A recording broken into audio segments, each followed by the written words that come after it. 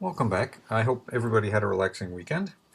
Before we get started, I wanted to thank you all for your input on the survey the other day. That's very helpful to me as I prepare these videos. We're going to talk now about the fundamental matrix subspaces.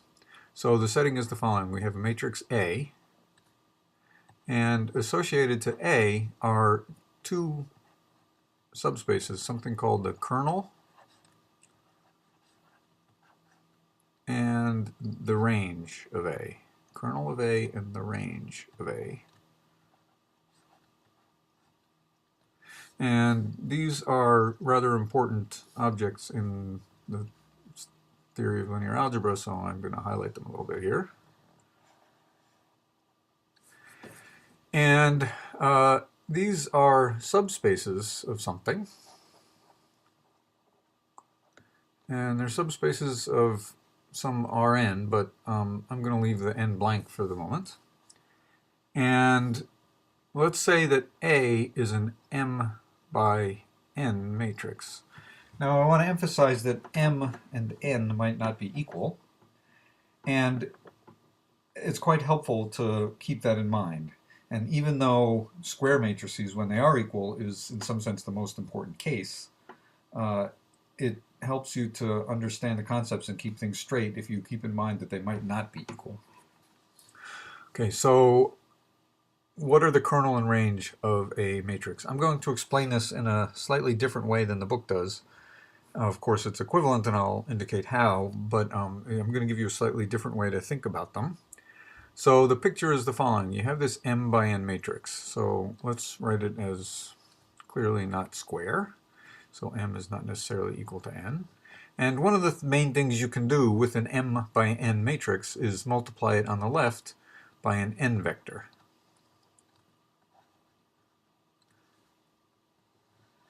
And when you do that, what do you get?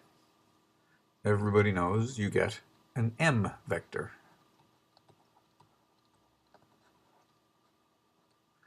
And I don't care what these a's and b's are at the moment. I'm just indicating that whatever this matrix is, it takes any n vector and it gives you an n vector. And so I'll just write A here for this matrix. And so I can think of A as being a function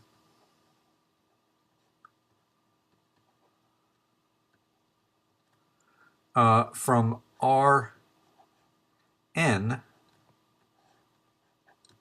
to Rm. And I'll write A takes. So A is a function from n vectors to m vectors. And what does that mean? It means if you plug in an n vector, out pops an m vector.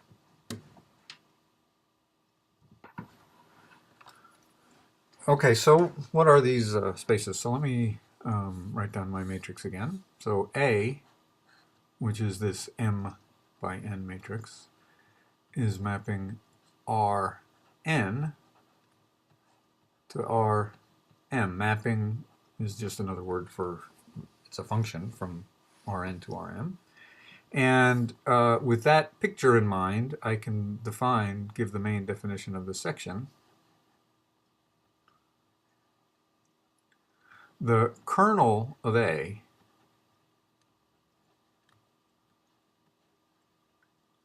is the collection, the set of n vectors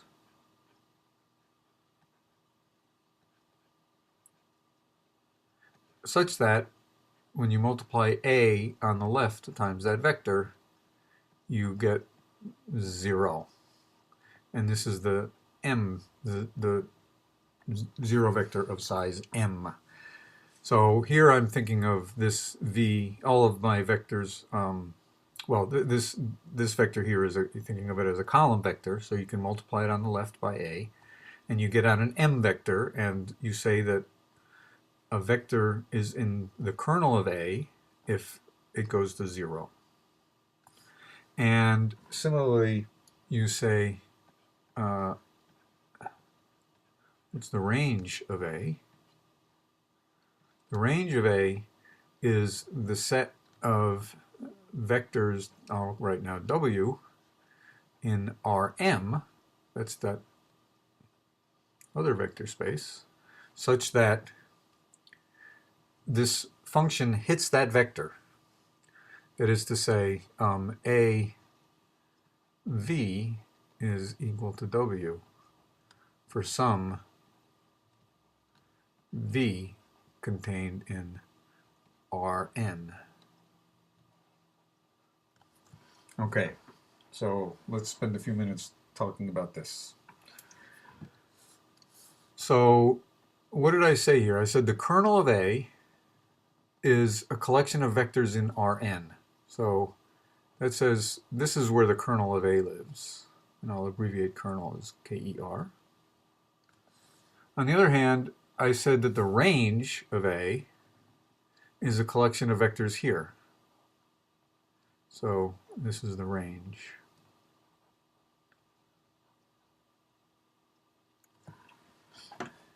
And what have I said? I said they're subsets of those two vector spaces, Rn and Rm. And, well, just by the name, they're obviously not arbitrary subsets.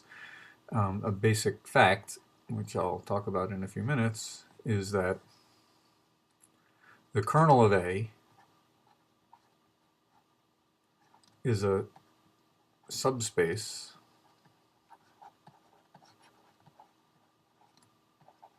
of Rn. And the range of A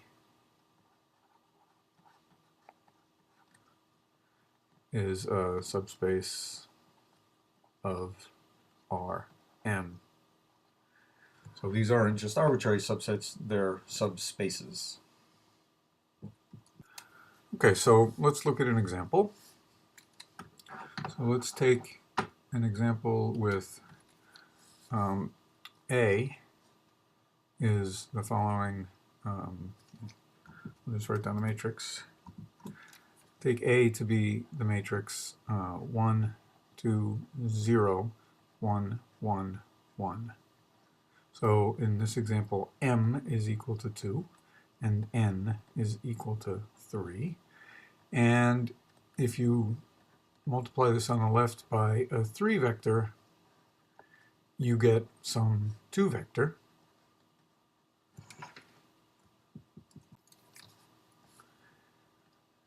And if you just multiply it out and just work it out, this 2 vector is just x plus 2y and x plus y plus z.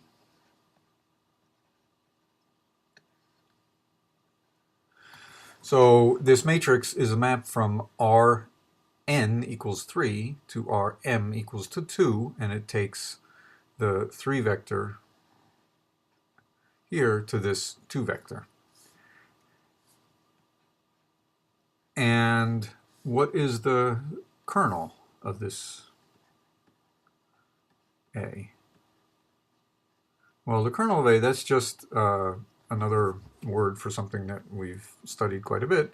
That's just the solutions to the equation AV is equal to 0.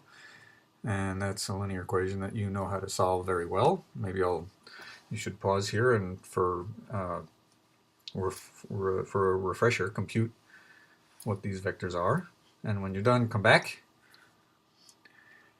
And there we go. You all know that the kernel of this is given by, it has a single free variable x, and y and z both turn out to be minus 1/2 x. So the kernel of A is the following collection of vectors. It's the vectors x minus 1/2 x minus 1/2 x. And another way to think of that is it's the span of a single vector. It's the span of the vector 1 minus 1/2 minus 1/2. And these are 3 vectors, and so this kernel, as I said, is contained in R3. And it's a subspace. It's a one-dimensional subspace of R3. And now let's look at the range. I guess I'm using blue for range, so let's look at the range of this map.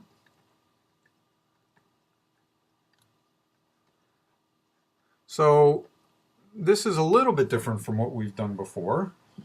You have to ask yourself, what are all of the vectors over here in R2, so that if you take the equation A times V is equal to that vector, then it has a solution. And if you think about it, it's not hard to see that you get all of R2. So I'll talk about that a little bit more, but the answer in this case is the range of A is all of R2, and that's this over here sitting inside this Rm, where m is equal to 2.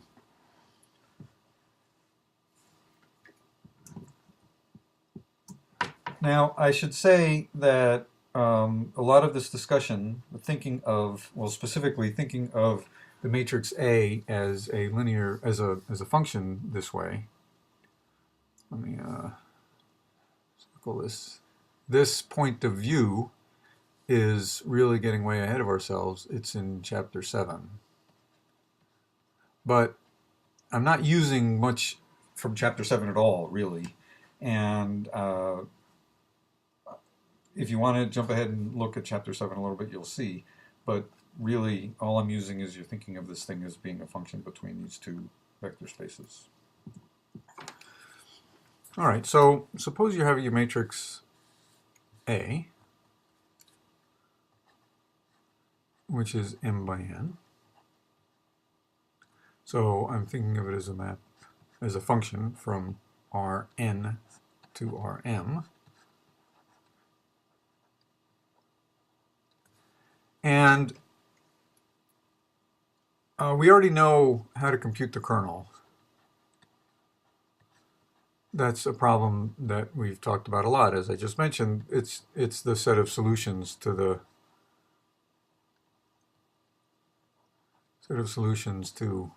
the equation A times V is equal to 0, and that's something that we understand well. But what about the range? That's not something that we've talked about exactly. How do you figure out the range of A? Well, in that example I just did, I had A was this, and we've already seen that multiplying this by x, y, z, as I did, is giving me the following. Well, I'm going to write it out in a slightly different way than what I had before. I'm going to think of this as being x times 1, 1 plus y times 2, 1 plus z times 0, 1. All right, because that's just another way of writing this thing that I had before, which was x plus 2y, x plus y plus z. Okay, but the advantage of writing it this way is you can see what the range is. So the point is, this matrix A times this vector is this, and you're allowed to plug in any vector you want here, so that is, you're allowed to take any x, y, and z. And that is to say, the things that you can get over here are exactly the things which are in the span of those three vectors, 1, 1, 2, 1, and 0, 1. And so that's a very basic fact, that the range of A is nothing but the span of the columns of A.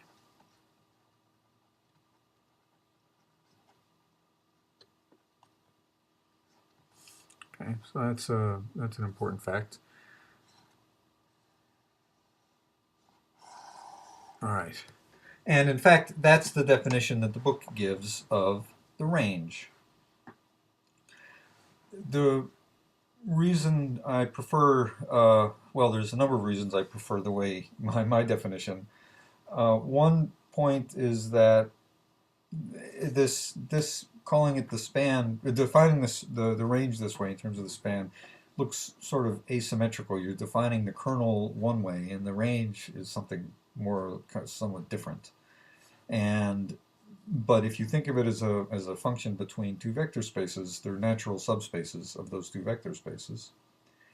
And another point to emphasize here is that this makes it clear that this is a subspace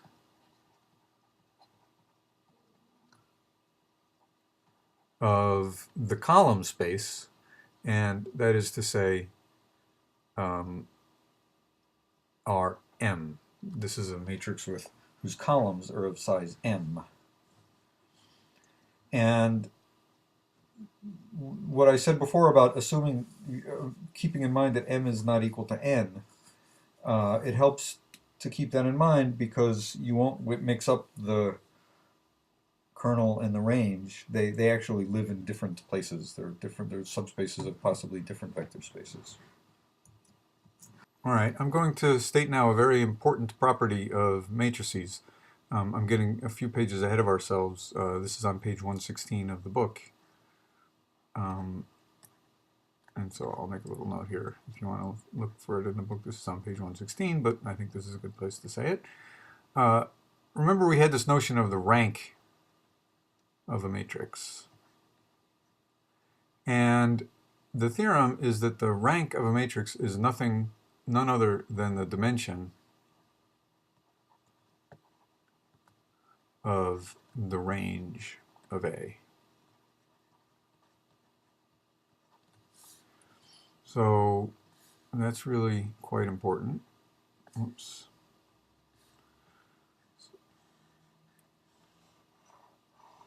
So remember the rank, recall, the rank I defined as the number of non-zero rows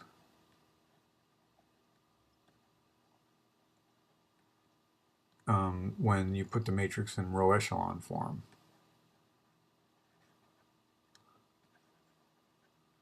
And that's quite a useful definition. The number of non-zero rows in row echelon form is an important thing which comes up when you solve equations. But from the point of view of subspaces and so on, thinking slightly more abstractly, it's really useful to keep in mind that the rank is exactly the same thing as the dimension of the range. And I'll say why that is a little bit later.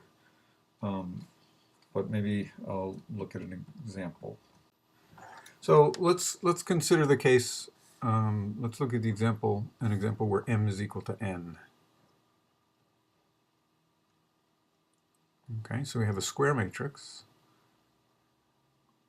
and it's a mapping. It's a function from Rn to Rn,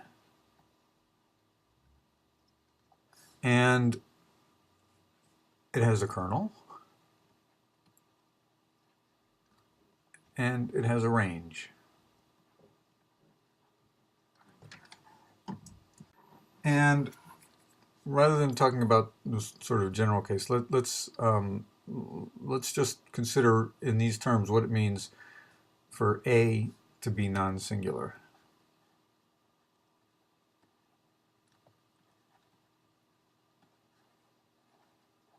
Let's think about what that means with respect to the kernel and the range and the rank.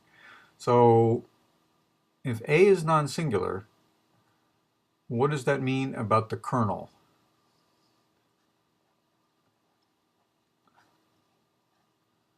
Well, that's the solutions to the equation AV is equal to 0. and A is non-singular, so it's invertible, and so you can put the inverse on the other side, and the only solution is 0. So that is to say the kernel is the zero-dimensional subspace consisting of the single vector 0.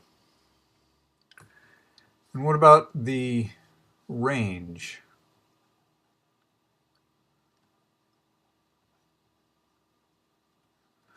Well, those are the vectors W, so that you can find a V such that AV is equal to W.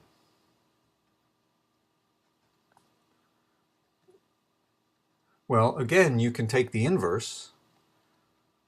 You can just write V is equal to A inverse applied to W. So the answer is yes. Let me say what I mean by that. I'm trying to find a vector.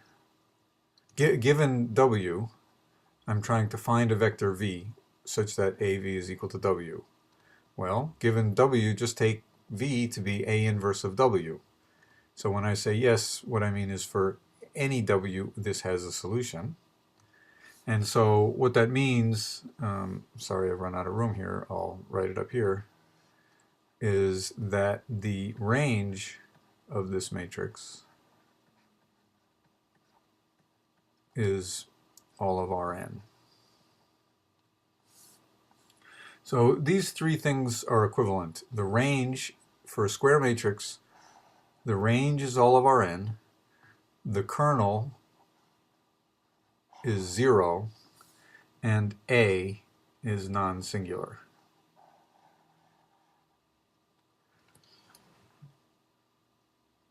And that's all pretty easy to see by using the notion of inverse. And I'll just write down one last thing. The range is all of Rn, of course, is the same thing as saying that the rank, that the rank of A, that's the dimension of the range, is equal to n.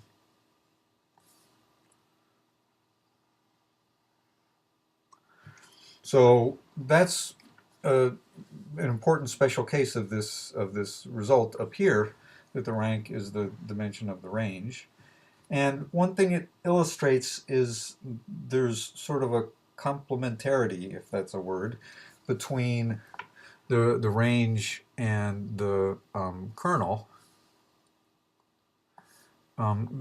This is a little bit vague, but I'm going to make it more precise. Notice that in this example, the kernel is small and the range is big. And that's a general property of the kernel and the range. They in a precise sense, are of opposite size. If one is small, the other one is big. Okay, let's do one more example, and we'll call it a day. So this is sort of the opposite example, which is I'm going to allow m to not be equal to n now, but I'm going to take the n by n 0 matrix. All of the entries of this matrix are 0. And you're thinking of this as being a function from Rn. Just write Rn to Rm. And what's the kernel of this matrix? So that's all of the vectors which go to 0. Well, what does this do? This takes any x1 down to xn to multiplies everything by 0. So this is the m vector of zeros. So every vector in Rn goes to 0. So that says that the kernel is all of Rn.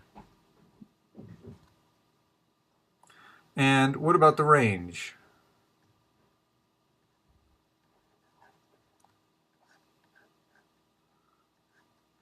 what are the vectors in Rm? I want to know what vectors there are b1 through bm, such that you can find a1 through an, such that a applied when you hit a1 through an, you get this vector b1 through bm.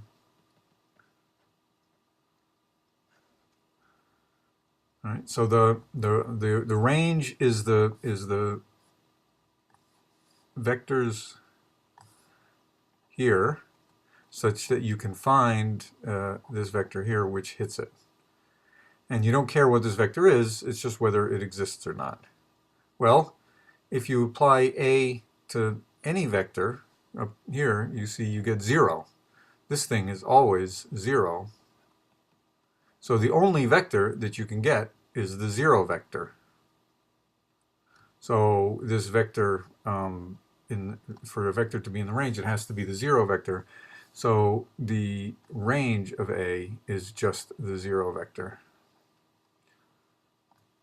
which is to say the 0-dimensional subspace.